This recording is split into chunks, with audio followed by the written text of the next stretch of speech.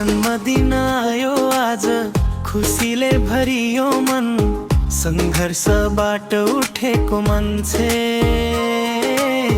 हरि बुधा थोकी number 1।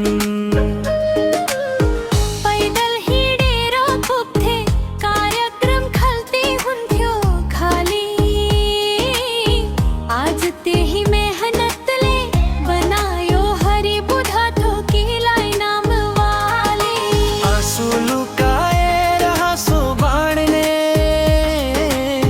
यही हो असली कला। दुःखलाई पनि रमाइलो बनाउने हरि बुधा थोकी कमाल छ भला।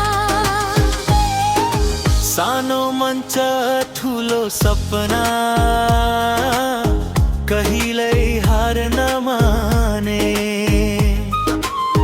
आज देशभरि चिनिने भए सबैले नाम जाने दन।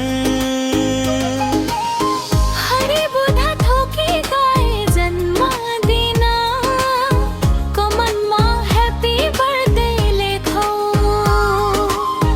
यस्तो सङ्घर्षी मानिसलाई एकचोटि सम्मान देखाऊ।